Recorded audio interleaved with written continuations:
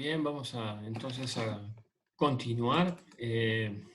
Vamos a ir a lo que tema central de la clase esta, que es la obtención de energía asociada en procesos asociados a membrana.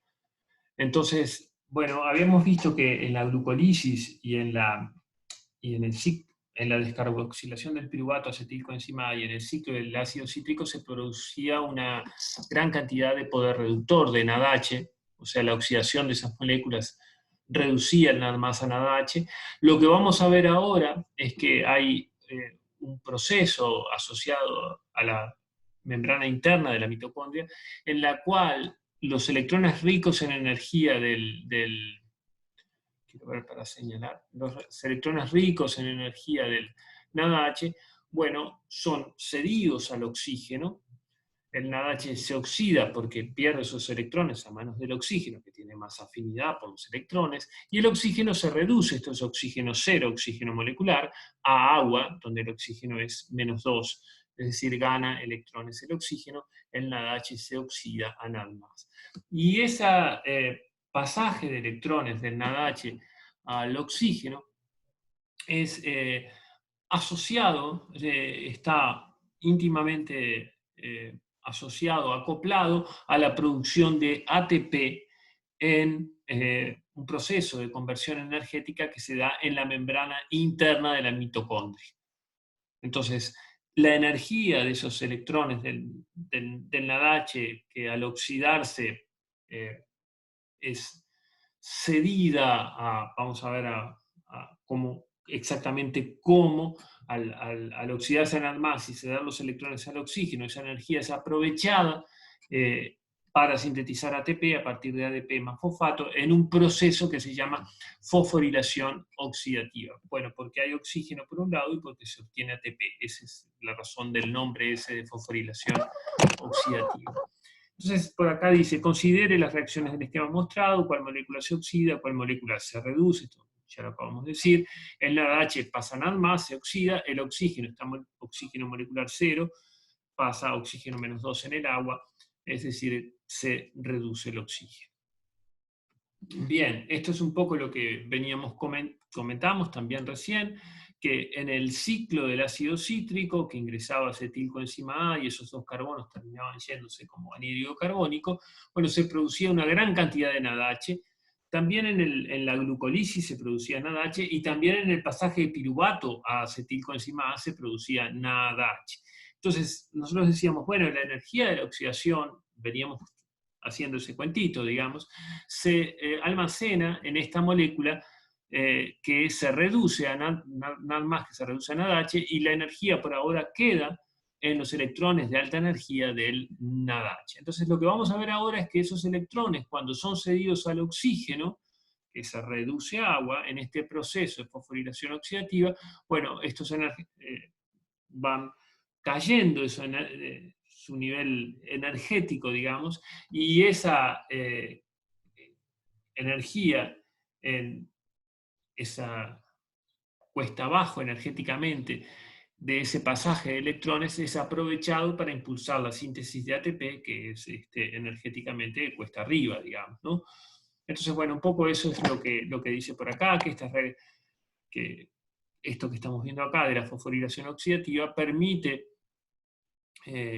impulsar la síntesis de ATP. Este es un mecanismo relativamente complejo asociado a las membranas y que se denomina fosforilación oxidativa. O sea, hay un acople en este pasaje de electrones que es lo que permite la síntesis de ATP y eso es lo que vamos a ver ahora. Acá también me gustaría comentar que en esta fosforilación oxidativa vamos a ver una serie de intercambios redox, o sea, los electrones van pasando de mano en mano, digamos, desde las moléculas que tienen menos afinidad por los electrones a los que tienen más afinidad por los electrones, en este caso el oxígeno es el que se los termina quedando, es el aceptor final de electrones, y el NADH es el dador inicial de electrones, pero en el medio va a haber una serie de pares redox, una serie de moléculas que se oxidan y se reducen, pero simplemente quería como señalar esto desde el vamos, que los pares redox inicial y final de la fosforilación oxidativa son estos dos que vemos acá. El NADH es el par redox inicial que se oxida NAD+ y cede los electrones, y el aceptor final de electrones de esa cadena de transporte de electrones es el oxígeno, que se reduce, acepta los electrones y pasa a agua. De modo tal que NADH, NAD+ es el par inicial de la cadena de transporte de electrones y el oxígeno, agua, es el par final de la cadena. Pero vamos a tener pares redox intermedios. Entonces, las reacciones, volveré un poco sobre lo del NADH y comentar que las reacciones redox de la cadena respiratoria implican intercambio de electrones y de protones. Lo que nos vamos a centrar es en el intercambio de electrones y cómo se ceden los electrones. Y el segundo, el intercambio de protones es trivial, porque el agua siempre está intercambiando protones a gran velocidad. Entonces, recordar esto que vimos en la clase pasada, que esta es la forma reducida del NADH, que cuando se oxida, este hidrógeno se va con los dos electrones de ese enlace, ¿sí? Se va como hidruro, que es H+ y los dos electrones, pero este protón, lo que decíamos, bueno, esto rápidamente se intercambia con los protones que hay en la solución, y estos dos electrones son los que van a ingresar en esa cadena de transporte de electrones que vamos a ver. Es decir, este hidruro lo podemos ver como un protón más dos electrones, y estos dos electrones son los que ingresan en esa cadena de transporte de electrones que ya en breve vamos a estar viendo. Entonces, cuando este átomo de hidrógeno se va con los dos electrones de ese enlace, se va, como decíamos, como un hidruro, un protón más dos electrones, por eso H-, ¿verdad? Entonces, si se va con los dos electrones de ese enlace, esto queda como un carbocatión, como decíamos, y bueno, ahí tiene lugar un rearreglo. Este doble enlace viene para acá, formando este doble enlace que está acá, y un par de electrones no apareados del nitrógeno forma este doble enlace acá, y la carga negativa queda sobre el nitrógeno. Y esta es la forma oxidada del NAD, o NAD+.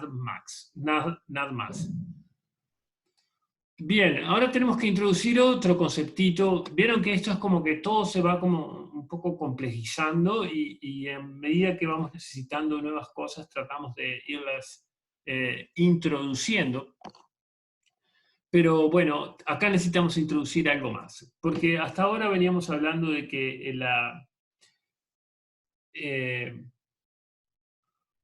las reacciones eran energéticamente favorables cuando el delta G era negativo, ¿verdad?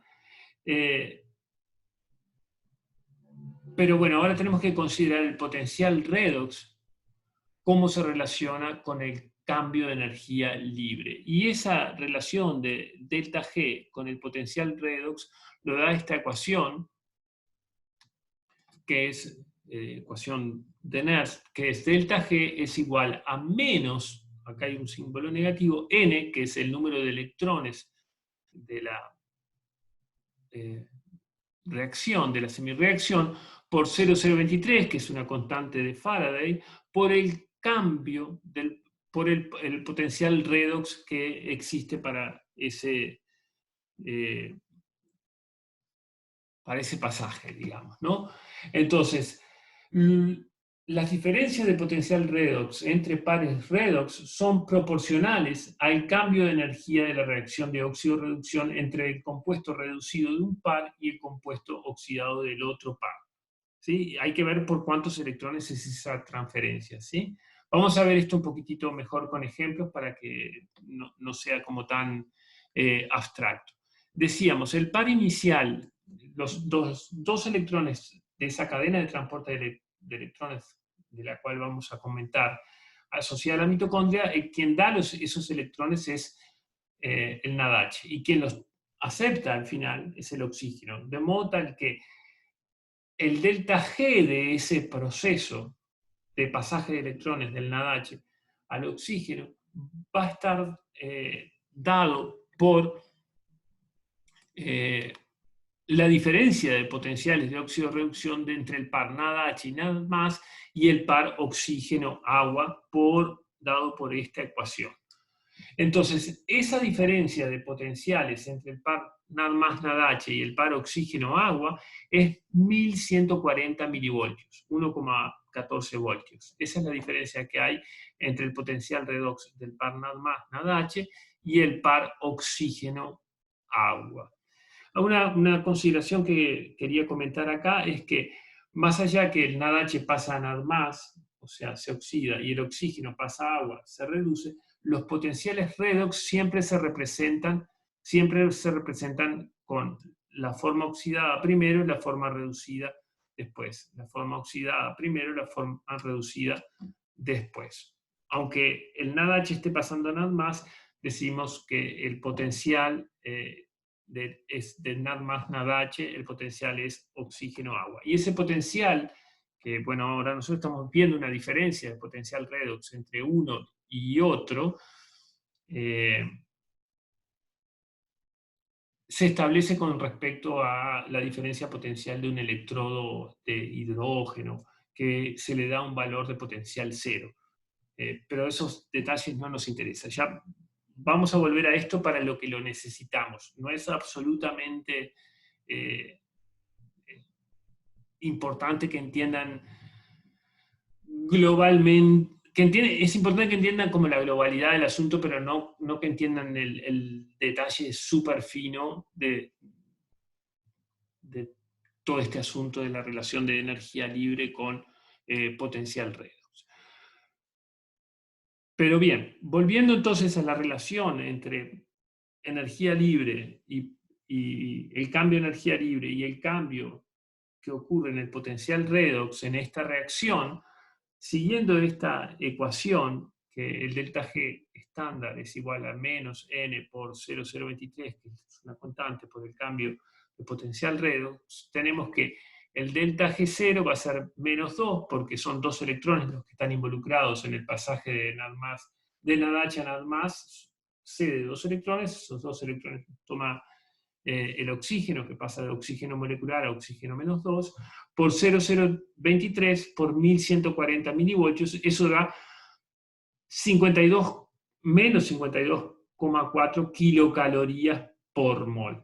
Noten ustedes que el delta E positivo, en este caso 1140 milivoltios, como tenemos un signo de menos acá y esta constante es positiva,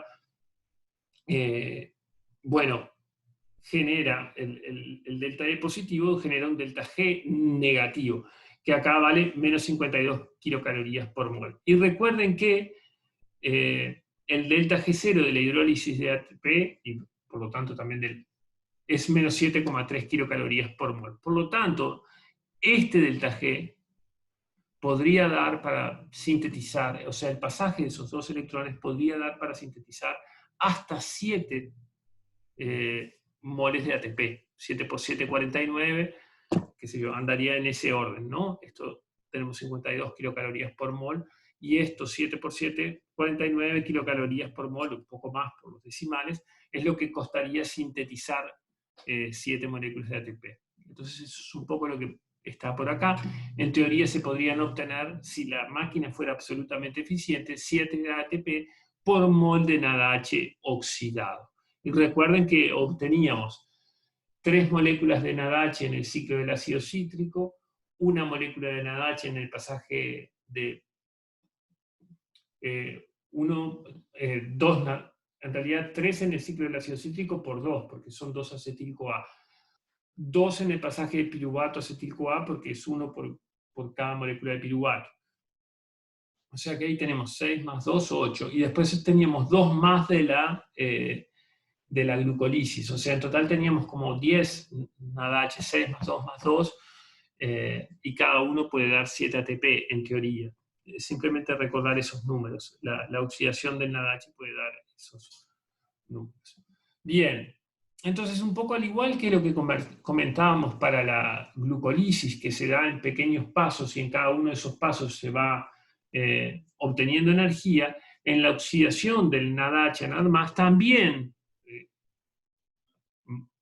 a expensas de la reducción del oxígeno, ¿verdad? También se va dando en pequeños pasitos en los cuales los 2 electrones se van cediendo de una molécula a otra, y en cada uno de esos pasaje bueno, es utilizado para almacenar energía, ¿verdad? Esto, si fuera de una, tendría el mismo salto, pero sería un salto violento, porque correspondería a 52 kilocalorías por mol, que es una cantidad enorme, y por otro lado tendría una energía de activación muy alta. Entonces esto, bueno, un poco la misma idea, ¿no? O sea, de a pasos, y en cada uno de esos pasos se va almacenando esa energía de forma que vamos a ver cómo es que eso ocurre. Es una forma un poco eh, compleja e interesante de almacenar energía.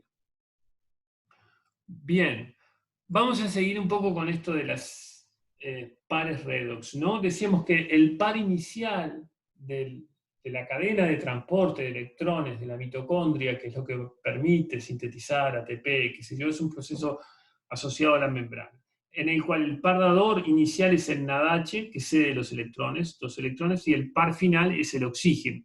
Tenemos, este es el que cede los electrones y se oxida en más. El aceptor final es el oxígeno. Pero en el medio, en esa serie de pasitos que decíamos, ¿no? Tenemos una molécula que es reducida, el NADH se oxida en más, esta molécula es reducida, que a su vez la forma reducida le cede los electrones a otra molécula, a la cual reduce y se reoxida ella. A su vez esta molécula B reducida le cede los electrones a una otra molécula, reoxidándose. Esta le cede a otra, así sucesivamente, hasta que el último par redox le cede los electrones al oxígeno, que los termina aceptando y se convierte en agua. De izquierda a derecha tenemos un mayor potencial redox y una mayor afinidad por electrones. O sea, el NADH le va a gustar querer deshacerse de esos electrones, y el oxígeno le va a querer agarrar esos electrones. Y en el medio vamos a tener bueno, moléculas intermedias que le van a agarrar los electrones, atrapar los electrones del NADH, pero van a tener más tendencia a dárselas al oxígeno. O sea, van a tener tendencia a quitárselas al NADH, pero a cedérselas al oxígeno. Van a estar intermedios, digamos, porque en las puntas tenemos al dador inicial y acá al aceptor final. Entonces, de izquierda a derecha, mayor es la afinidad por electrones y mayor el potencial redox. Entonces, a cada paso sucesivo, el compuesto reducido tiene mayor afinidad por los electrones. O lo que es lo mismo decir, el par tiene mayor potencial redox. Es decir, este A reducido tiene más afinidad por los electrones que el NADH, entonces se los queda, ¿sí? El B reducido tiene más afinidad por los electrones que A, entonces se los queda los de A. El C reducido va a tener más afinidad que los del B reducido, se los queda. Y el oxígeno tiene más afinidad que el último de toda esta serie y se queda con los electrones. Entonces, bueno, volviendo a lo del cambio de potencial redox, el par NAD más NADH tiene un potencial redox de menos 320 milivoltios. Eso es lo que tiene con respecto a un electrodo de referencia de hidrógeno. Como se mide de forma estándar el potencial redox de los distintos pares. En tanto, el par oxígeno-agua tiene un potencial redox de 820 milivoltios.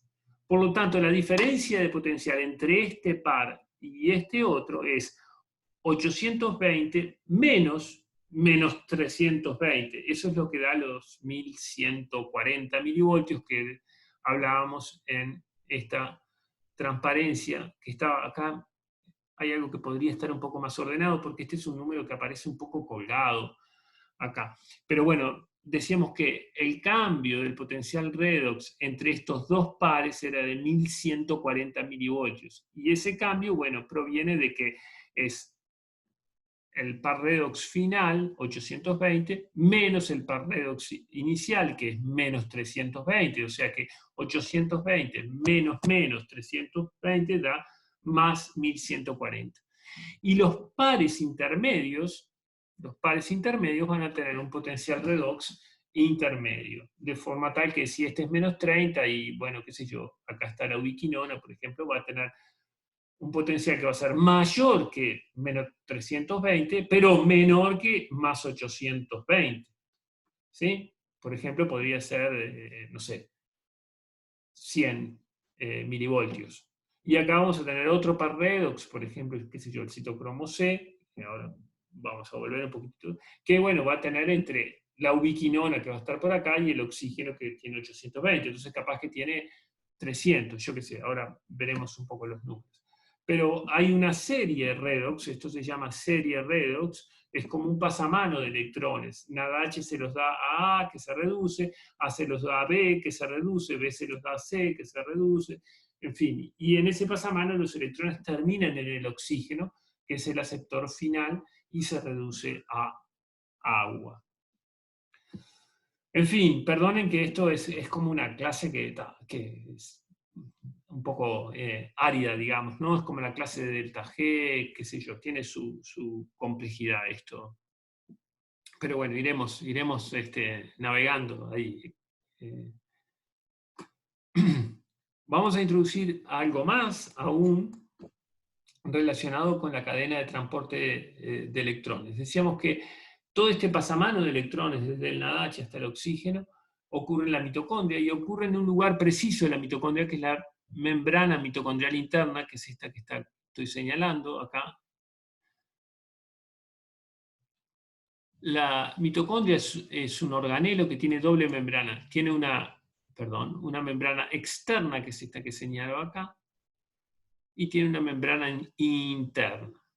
Es un organelo que proviene de endosimbiosis, qué sé yo, de una célula que se endocitó a otra, y bueno, y esta se quedó viviendo dentro de la célula. Eso lo van a ver quizás con algo.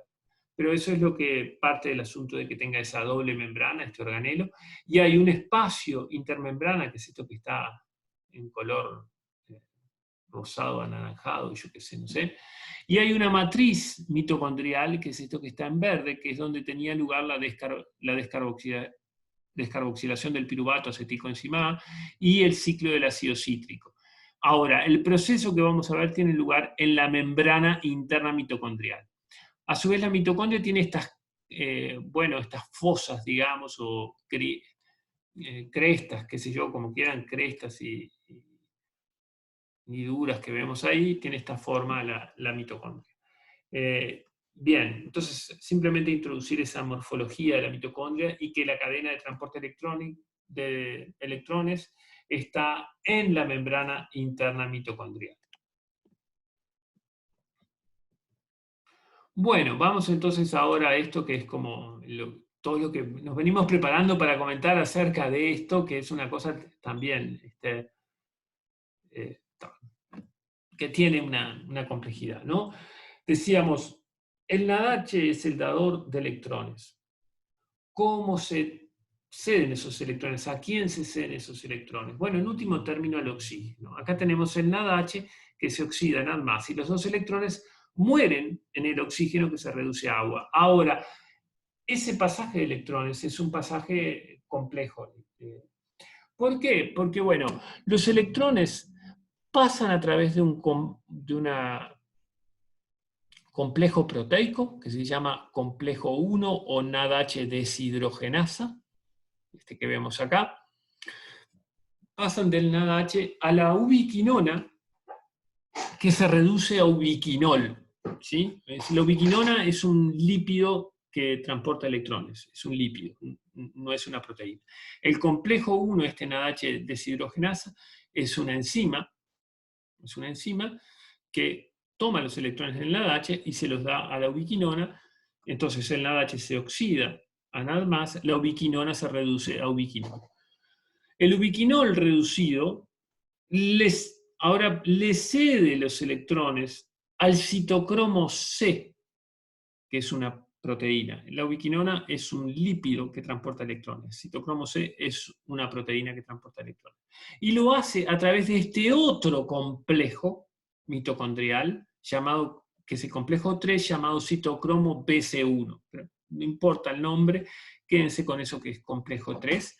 Entonces la ubiquinona reduce al citocromo C a través de, utilizando una calecita de electrones que está dentro de esta propia complejo 3. Hay una serie de centros redox en este complejo 3 y los electrones son tomados del ubiquinol, que al tomarle los electrones al ubiquinol se regenera la forma oxidada de ubiquinona, ¿verdad? De modo tal que la ubiquinona puede ser de vuelta, ser utilizada en otro ciclo, ¿no? La ubiquinona es un sustrato, es convertido en ubiquinol al recibir electrones del complejo 1. Y luego el ubiquinol es reoxidado ubiquinona por el complejo 3, que toma los electrones, al tomárselo el ubiquinol vuelve a ubiquinona, porque se dio los electrones. ¿Quién toma los electrones? El citocromo C, que es una proteína asociada a la membrana mitocondrial interna, la capa externa de la membrana mitocondrial interna de la mitocondria. Esto que está en gris, esto que ustedes ven, esta doble lámina, no confundirse con las dos membranas de la mitocondria. Esto es la bicapa de la membrana mitocondrial interna, ¿sí? Entonces, acá tenemos la matriz en este espacio que estoy señalando acá, este es el espacio de la matriz mitocondrial, esta es la membrana mitocondrial interna, estas dos capas grises son la bicapa de la membrana mitocondrial interna, y acá está el espacio intermembrana. Entonces, el citocromo C es una proteína que está asociada a la membrana mitocondrial interna mirando hacia el espacio intermembrana. Entonces, bueno, recibe los electrones a través del complejo 3 del ubiquinol y se reduce. Y el citocromo C reducido es el que cede los electrones al oxígeno, que termina reduciéndose a agua, a través del complejo 4. A su vez, el citocromo C, al ceder los electrones al oxígeno, se reoxida él, quedando pronto para recibir de nuevo del complejo 3 y del ubiquinol, que a su vez el ubiquinol, al cederle al complejo 3, de vuelta se reoxida ubiquinola, quedando pronto para recibir del NADH a través del complejo 1. Sí, es un pasamano de electrones que van desde el NADH al oxígeno, pasando por la ubiquinona y el citocromo C. La ubiquinona es un lípido que transporta electrones, el citocromo C es una proteína que transporta electrones. A su vez, dentro de cada complejo de estos, que son realmente máquinas bastante complejas, y que todavía no hemos visto toda la complejidad, porque hay unos protones ahí que estamos viendo que no hemos comentado, tienen numerosas cadenas polipeptídicas formando estos complejos. Y dentro de estos complejos hay varios centros redox, o sea que los electrones van haciendo como un caminito a través de varios centros redox dentro de un complejo. Y bueno, y de esa manera pasan del NADH a la ubiquinona, en el caso del complejo 1, de la ubiquinol al citocromo C, en el caso del complejo 3, o del citocromo C hacia el oxígeno, en el caso del complejo 4. Entonces, estos electrones, ¿qué es lo que ocurre con estos electrones? Bueno, con la energía, digamos, decimos, ahí hay una energía que se tiene que aprovechar de alguna manera. Esos electrones están...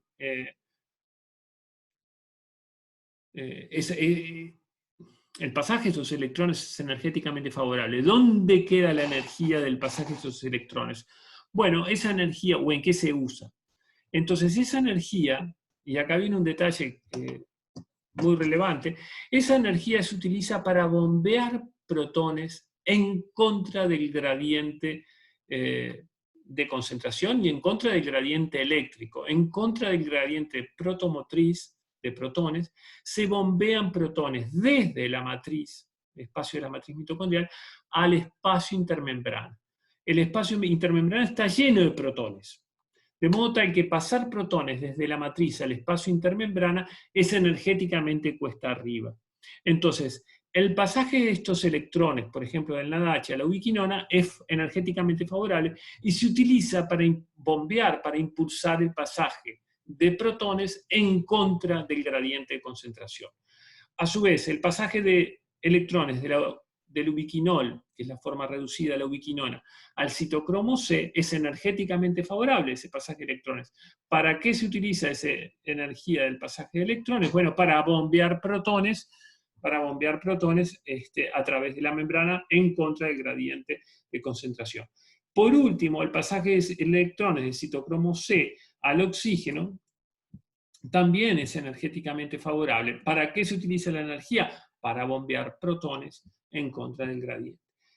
Entonces, ¿dónde quedó la energía? Bueno, quedó almacenada en un gradiente de protones, porque este gradiente, al tener muchos protones, vamos a ver que luego puede ser utilizado para obtener energía. Quedó almacenada transitoriamente en una energía potencial, que es un gradiente protomotriz a favor del ingreso de esos protones a la mitocondria. Y vamos a seguir con esto entonces. Antes quería como comentar, antes de seguir con eso de cómo es utilizado ese gradiente, quería mostrar el ejemplo de un complejo de estos de los que venimos conversando que transporta electrones. Acá en este caso tenemos que esta sería la matriz mitocondrial, ojo, acá quedó para arriba la matriz mitocondrial, en el dibujo anterior estaba invertido, y este es el espacio intermembrana de la mitocondria. Acá está el NADH y acá está la ubiquinona. Para el complejo 1, el dador de electrones es el NADH y el aceptor es la ubiquinona. O sea, el NADH se oxida nada más, la ubiquinona se reduce a ubiquinol. La ubiquinona es lo que se llama coenzima Q también, ¿no? Y que muchos cosméticos utilizan como antienvejecimiento, digamos, que es el famoso Q10, digamos. El 10 tiene que ver con que es un lípido, que es este que se muestra acá, y ese lípido tiene una cadena de 10, una cola hidrofóbica de 10 unidades de isopreno, que a su vez cada unidad de isopreno son de 5 carbonos, o sea, tiene una cola de 50 carbonos, una cola hidrofóbica, y una cabeza polar que es la quinona. Bien, entonces los electrones del NADH son arrancados, digamos, y pasan a través de distintos centros redox que están marcados acá. Este es el NADH, pasan a una flavina mononucleótido que tiene complejo 1, luego a un centro ferrosulfurado, a otro centro ferrosulfurado, a otro centro ferrosulfurado, a otro. Van haciendo todo un caminito a través de centros redox y terminan reduciendo la ubiquinona, que es a ubiquinol la reducen, y ese lípido se desplaza en la membrana y es lo que luego va a ser utilizado por el complejo 3 para reducir citocromo C. La energía, esto es energéticamente favorable, que el NADH le ceda electrones a la ubiquinona, y esta energía es utilizada para bombear protones a través de un mecanismo que es como bastante complejo, pero bueno, el pasaje de electrones va posibilitando cambios conformacionales que permiten impulsar el pasaje de protones y la energía se almacena en generar este gradiente protomotriz. Esto es, cuesta arriba enviar esos protones hacia el espacio intermembrana. Eso es impulsado por lo que decíamos, porque el pasaje de estos dos electrones del NADH al ubiquinol es energéticamente favorable. Entonces la energía queda almacenada en ese gradiente protomotriz. Veamos ahora un poquitito, seguimos con esta clase que tiene como una densidad asombrosa, volviendo sobre algunas ideas del delta G y el delta E, ¿no? El cambio de energía libre y el cambio del potencial redox.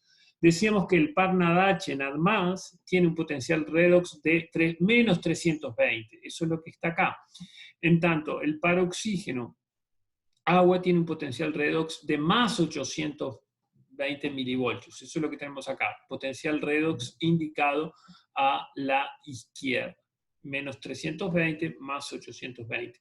Los pares intermedios, que es la ubiquinona, ubiquinol y citocromo C oxidado y citocromo C reducido, tienen potenciales redox intermedios. O sea, si los electrones tienen que ser recibidos del NADH, en el caso de la ubiquinona, y cedidos al citocromo C, bueno, el potencial redox de la ubiquinona tiene que ser intermedio entre esos dos pares. Y a su vez, si el citocromo C recibe del ubiquinol, o sea, la forma reducida de la ubiquinona, y lo cede al oxígeno, tiene que tener un potencial redox intermedio al de la ubiquinona y al del par oxígeno-agua. Y en este otro eje lo que vemos es la energía libre. Entonces, ahí, bueno, vemos que esta diferencia de potencial redox se corresponde con esta energía libre que vemos acá, a 25 kilocalorías por mol. En último término, esto es como lo real. En teoría de este pasaje, este otro pasaje, habíamos visto que tendría que ser como alrededor de 49 kilocalorías por mol, algo así. No, sí. No, este es el... No es que, sí, ahí está. Esto es por electrón, pero como son 2 electrones es que es por 2 y por eso lo del 25 y lo que comentábamos en alguna diapositiva anterior. Estos 52 kilocalorías por mol, porque esta diferencia de 1140 se corresponde con esos 25, 26 que recién veíamos kilocalorías por mol, pero al ser 2 electrones, el valor de delta G es por 2. Entonces acá tenemos esos 26 kilocalorías acá por mol, pero eso va por 2 porque son 2 electrones que se ceden del NaDH al oxígeno.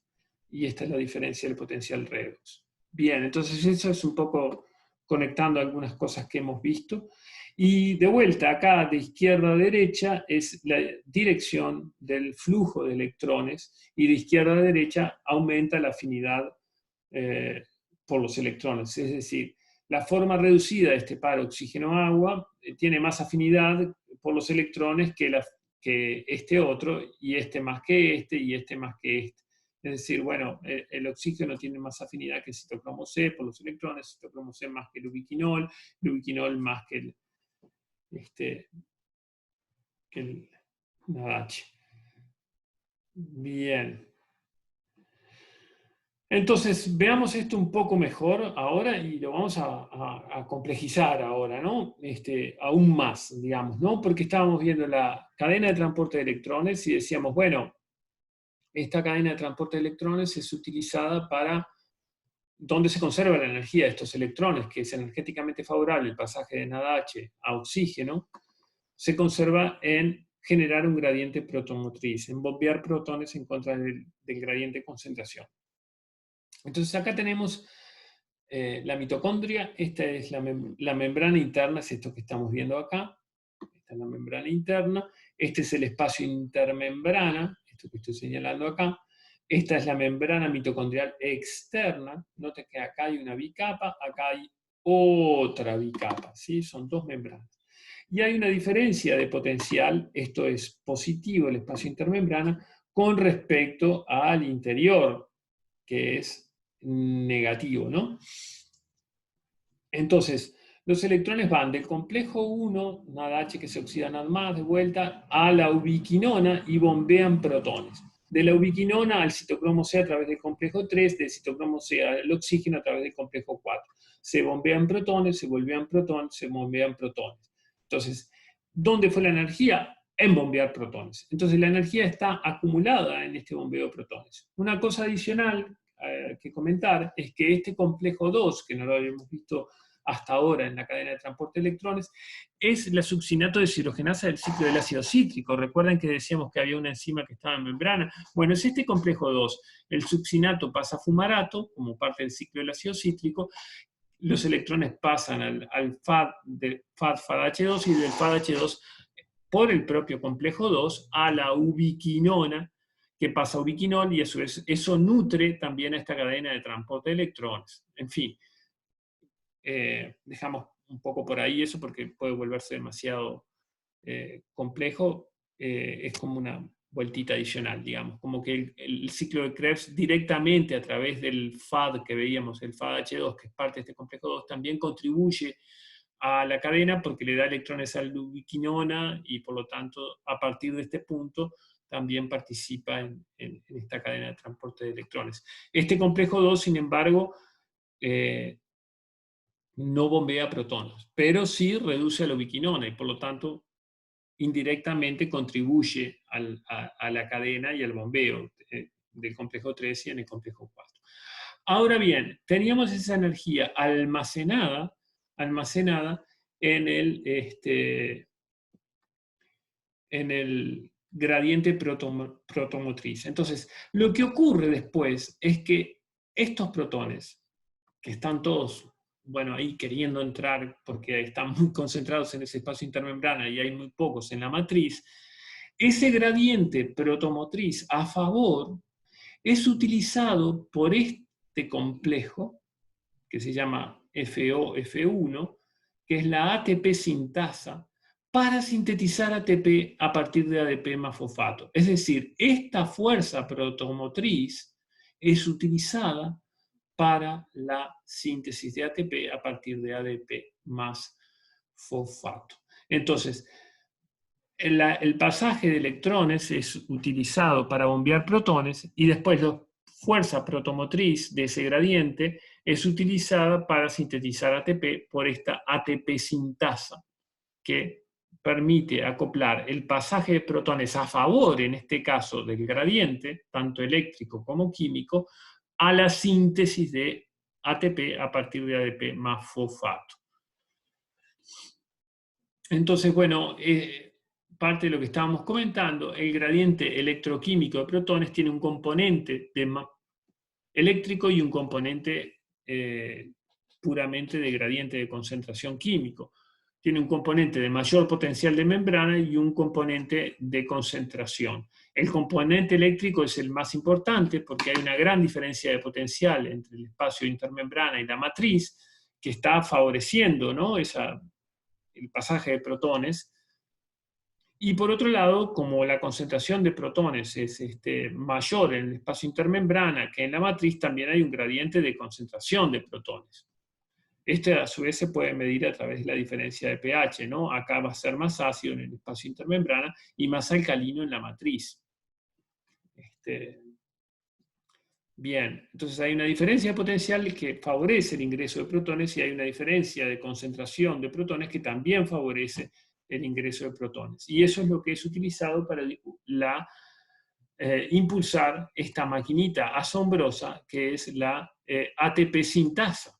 Entonces tenemos una cantidad de protones ahí, se mueren de ganas de entrar. Entonces, en la medida de que se da la posibilidad de que una máquina acople la energía de ese gradiente a favor para impulsar la síntesis de ATP, bueno, esa energía es transformada en energía útil, ¿no? Porque en último término estamos sintetizando ATP utilizando el gradiente protomotriz. Esto lo podrían ver con algún ejemplo de la vida real. Es como cualquier gradiente, sea de agua, sea de lo que fuera. Si tenemos un punto donde hay más, donde hay menos, esa energía la podemos utilizar para hacer algo útil. Y bueno, y en definitiva, esta enzima, esta máquina, que es la ATP sintasa, permite justamente sintetizar ATP. Vamos a ver este video, a ver si voy a pausar por acá para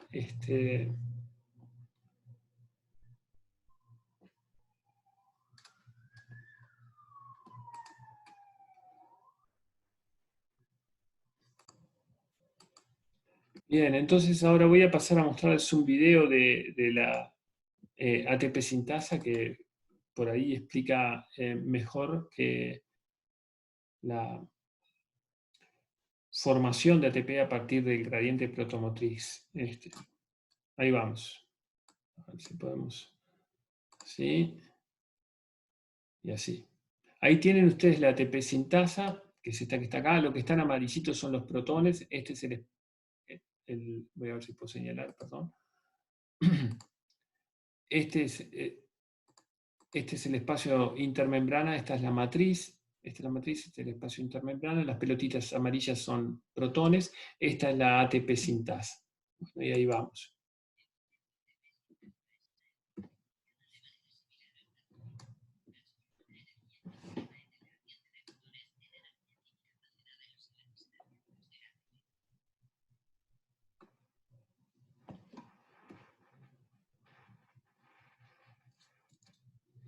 Ahí tienen los protones que...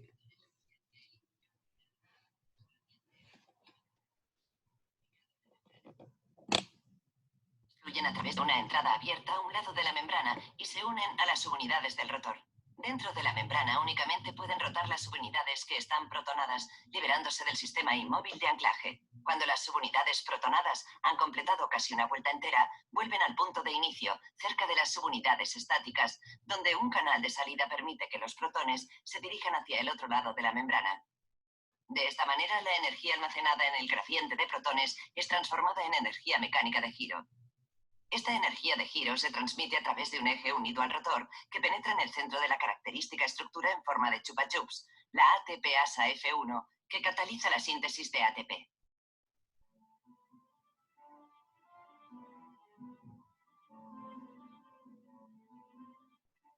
La porción de la ATP sintasa que forma la ATP-ASA F1 ha sido cristalizada.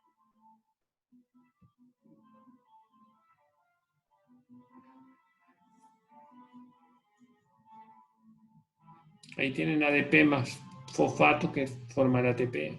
Ahí entra otro ADP más fosfato y forma ATP. A su vez hay 3 sitios de formación de ATP en esta molécula. Acá estamos viendo uno, otro y el otro está para atrás.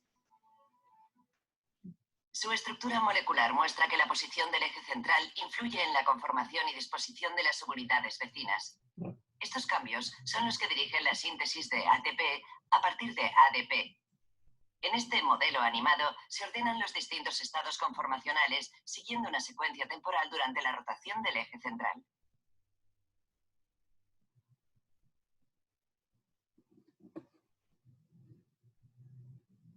Como cualquier enzima, la ATP sintasa puede trabajar en ambos sentidos. Si la concentración de ATP es elevada y el gradiente de protones bajo, la ATP sintasa funcionará en sentido contrario al habitual, de manera que hidrolizará ATP mientras bombea protones a través de la membrana.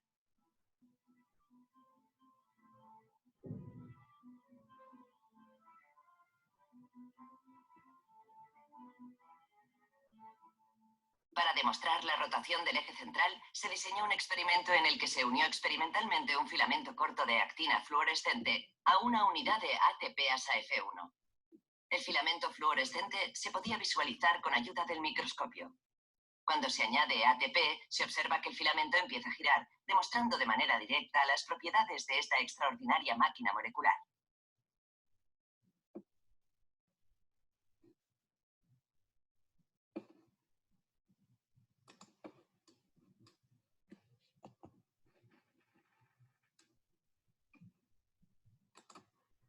Bueno, y ahora capaz que puedo utilizar también, aprovechar a pasarles esto otro, que es sobre la cadena de transporte de electrones. Esto está subtitulado. Contain membrane-bound organelles with specialized functions. Mitochondria are double membrane organelles that harness most of the energy that cells need to grow and reproduce.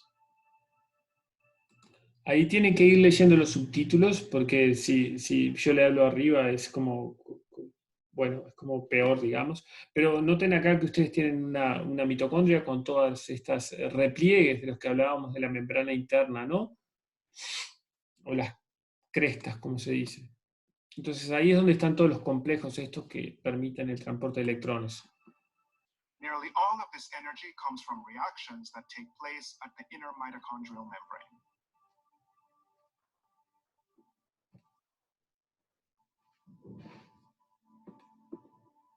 Esta es la membrana mitocondrial interna, donde vamos a ver los complejos ahora, los que ya estábamos hablando. Ahí tienen la bicapa de la membrana interna. One of the key roles of this membrane is to act as a barrier to positively charged particles called protons. Estos son, bueno, dice que funciona como barrera para el pasaje de los protones cargados positivamente, ¿no? Y esta sería la matriz y esta sería el espacio intermembrana, ¿no? Como... Thus allowing a concentration gradient to be maintained, where the intermembrane space has far more protons than the matrix.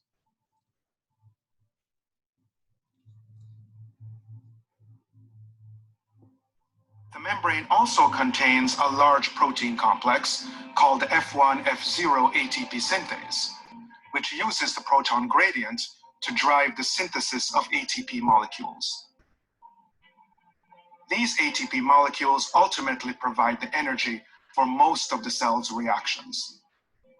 Just as man-made power plants produce electrical energy by using the flow of wind, water, or steam to rotate a turbine. The synthase makes ATP by using proton flow from one side of the inner membrane to the other to rotate protein subunits. If there is no proton gradient, synthase subunits stop rotating, and the cell can quickly become starved of energy and die.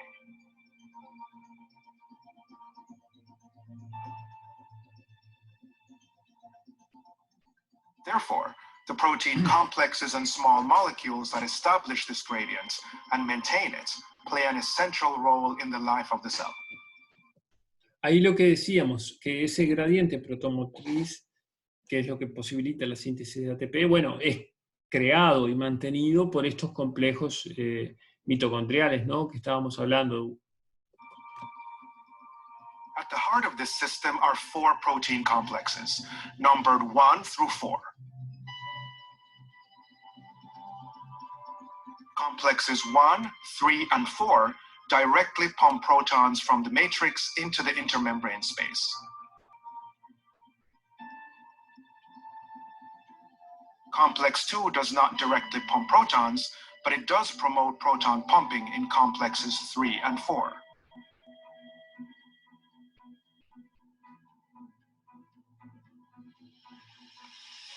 Proton pumping requires energy, and the 4 protein complexes get this energy by transferring electrons through a series of coupled reactions.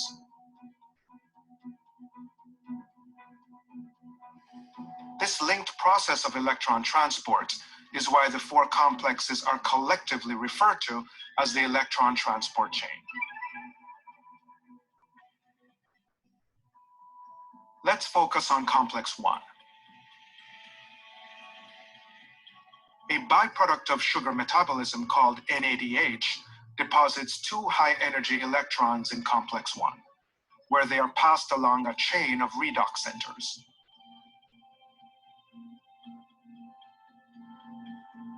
Redox centers are clusters of atoms that have different affinities for electrons based on their unique atomic configurations. Let's closely consider a pair of redox centers to reveal 2 reasons why an electron moves from the top redox center to the bottom. First, the bottom redox center has higher affinity than the top one. Second, the distance between these adjacent redox centers is ideal for an electron jump to occur, which explains why electrons typically don't bypass the bottom redox center.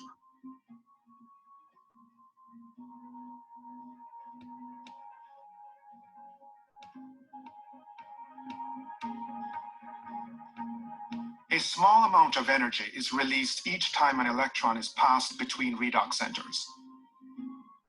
Complex 1 harnesses this energy across all the redox centers and uses it to pump protons.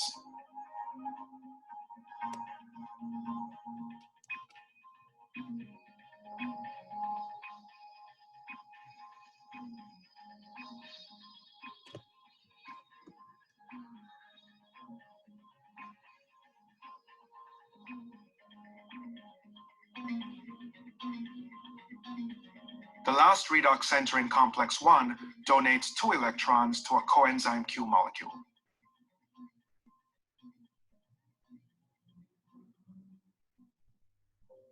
Complex 2 is similar to complex 1 in 2 important ways.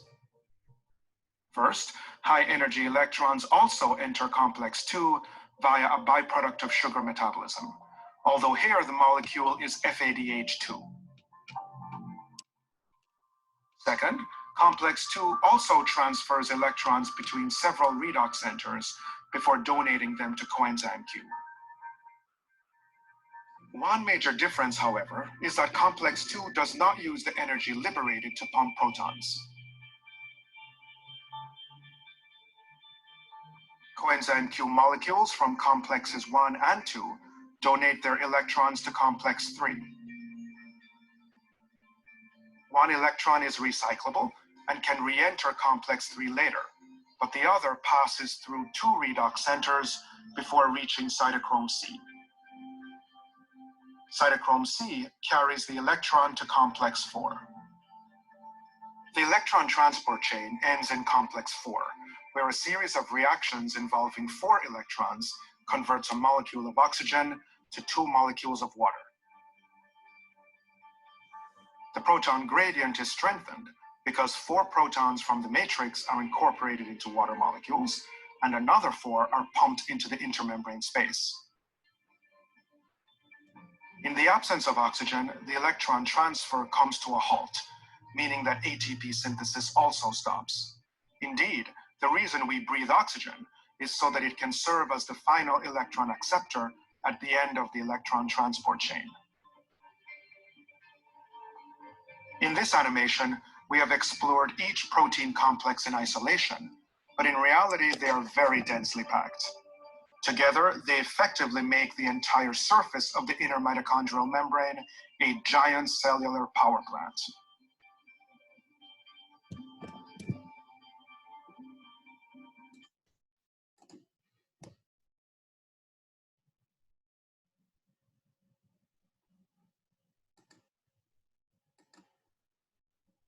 Bien, bueno, vamos a seguir un poco entonces con la ATP sintasa. Mostramos esas animaciones vamos a poner los links, así lo pueden ver directamente desde YouTube.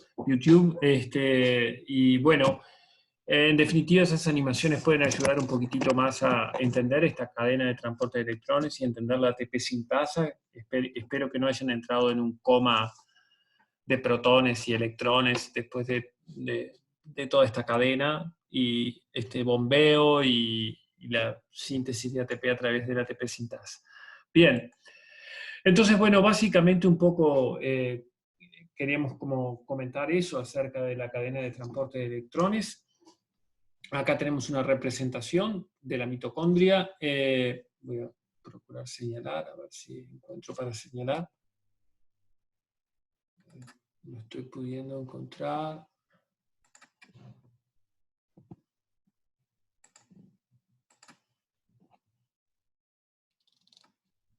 Estaba en pausa. Sí, no estaba, creo que no estaba compartiendo. Voy a ver si puedo compartir ahora. Bien, ahora sí me había olvidado de compartir, creo. Entonces, simplemente comentarles que vamos a subir los links de los que hablábamos. Ahora no estoy pudiendo. Un segundo, voy a poner pausa de vuelta.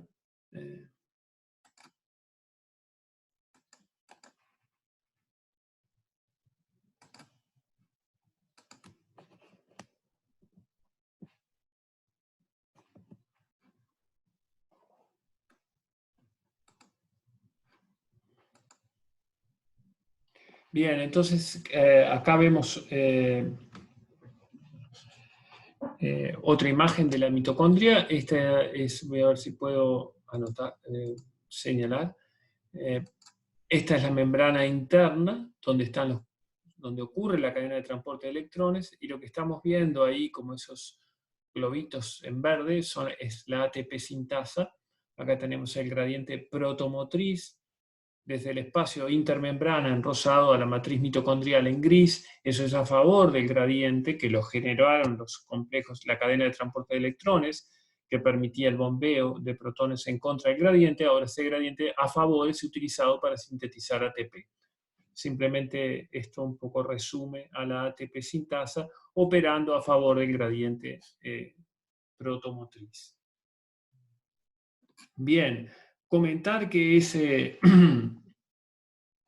gradiente protomotriz, esta diapositiva resume una serie de cosas que vamos a empezar por el principio. Veníamos que en la glucólisis la glucosa era convertida en piruvato, el piruvato era importado a la matriz mitocondrial, era convertido en acetilcoenzima A, el acetilcoenzima A ingresaba en el ciclo del ácido cítrico, era completamente oxidado al anhídrido carbónico y producía una gran cantidad de NADH.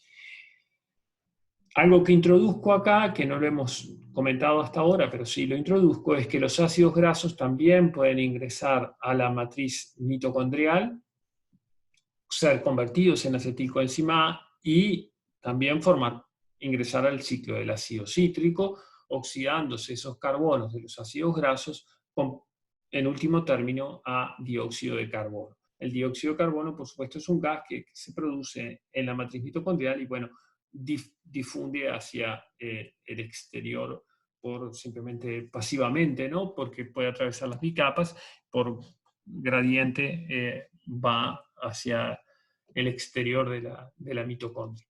Entonces, bueno, se generaba en ese ciclo del ácido cítrico, también en la descarboxilación del piruvato acetilcoenzimada se genera NADH. Entonces, la energía transitoriamente de estas reacciones se almacenaba en el NADH y la oxidación del NADH a NAD+, era lo que permitía impulsar esta cadena de transporte de electrones, donde los electrones mueren en oxígeno, que es el aceptor final de electrones, reduciéndose a agua. Los electrones pasan a través de una serie de complejos a la ubiquinona, al citocromo 6, mueren en el oxígeno.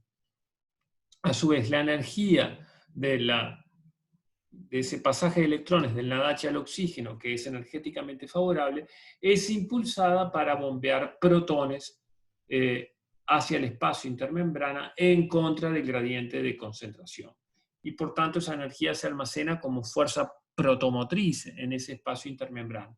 Por supuesto, el oxígeno se consume y por difusión pasiva está continuamente ingresando oxígeno hacia la matriz mitocondrial, y esa es la razón por la cual, en último término, respiramos oxígeno para poder obtener energía a través de esta cadena de transporte mitocondrial. Y bueno, finalmente esos protones son utilizados para la biosíntesis de ATP. Entonces, en la matriz mitocondrial hay mucho ATP que es generado, ese ATP luego es utilizado en numerosos procesos celulares, por lo tanto tiene que ser exportado de la mitocondria, al tiempo que los precursores ADP y fosfato están siendo utilizados para sintetizar ATP continuamente, por lo cual tienen que ingresar a la mitocondria. Entonces, noten ustedes que hay un gran tránsito de materias primas entre la mitocondria y el resto de la célula, ¿verdad? Bien, entonces esta diapositiva resume eso que estábamos comentando, y después comentar que el gradiente protomotriz no solo es utilizado para la síntesis de ATP, que estábamos viendo recién acá, esta síntesis de ATP es impulsada por el gradiente protomotriz. Ese gradiente protomotriz también puede ser utilizado, por ejemplo, para importar piruvato a la mitocondria, o para ingresar fosfato a la mitocondria. En fin, hay una serie de moléculas que tienen que ser transportadas, y el gradiente protomotriz puede ser utilizado justamente para impulsar esos pasajes, ¿sí? Puede ser acoplado no solo en la síntesis de ATP, sino también al transporte de otras moléculas, como vemos acá, piruvato y fosfato, que puede ser acoplado.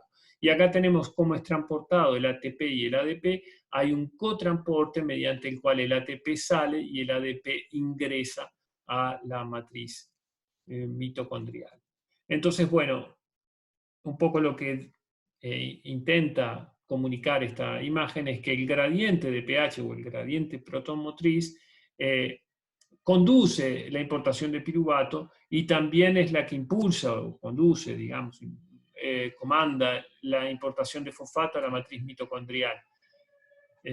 Bueno, y hay un gradiente de voltaje que es el que permite que ATP salga y ADP ingrese en ese cotransporte.